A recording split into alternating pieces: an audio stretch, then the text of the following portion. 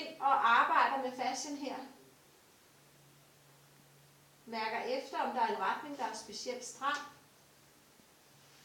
Og går ud og laver release. Der hvor I eventuelt kan være. Der kunne man forvente, at patienten havde noget stramhed. Du kan undersøge, om vi handler samtidig. Du kan ikke ind, når du først tjekker, hvor den er stram. Normalt så vil man jo gå ind og undersøge fascien, se, hvor er barrieren, altså i hvilken retning vil den ikke bevæge sig, ikke også?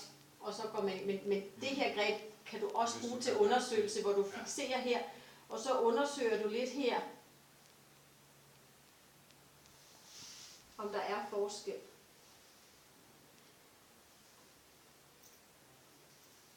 En lille smule mere stramhed herover, altså lige på Thomas, ikke?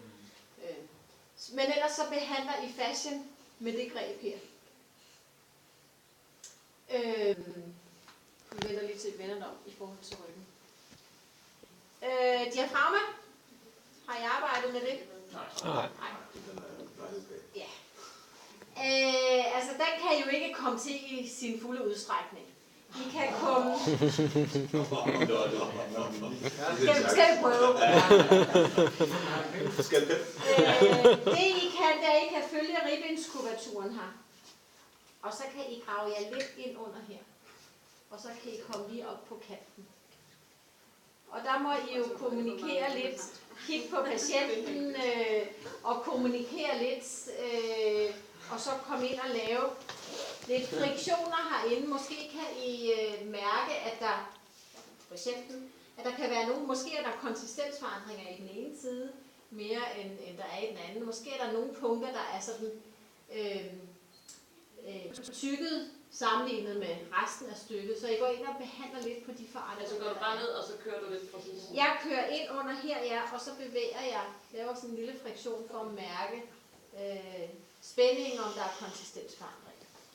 Og der må I jo også kigge lidt på respirationen, ikke også? Og hvornår I sådan lige kan gå ind under og kommunikere med patienten, hvad der er okay og hvad der ikke er okay. Jeg kan efter spasm.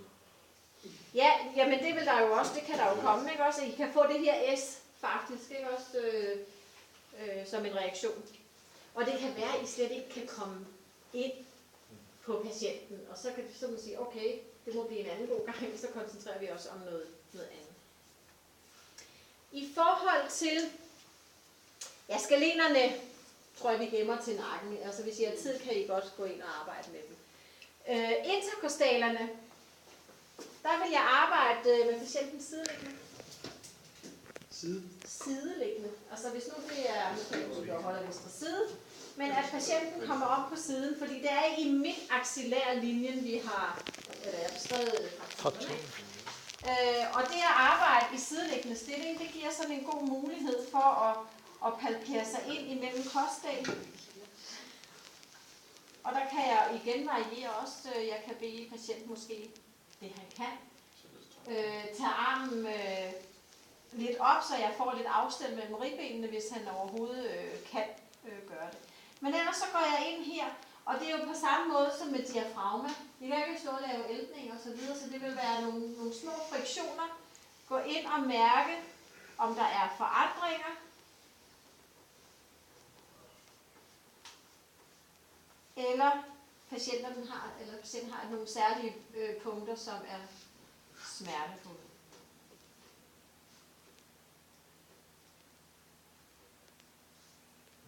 Og så stå og arbejde med at løsne mellem kostdelen.